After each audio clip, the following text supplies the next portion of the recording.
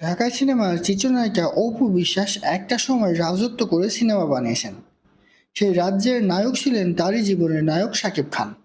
তবে অনেকটা সময় পেরিয়ে গেলে এখন সবকিছু যেন হিসেব করেই চলে। এবার ঈদে অপু একটু অভিমান করেছিলেন, তবে শ্বশুর শাশুড়ির কথাতে গলে যায় মন।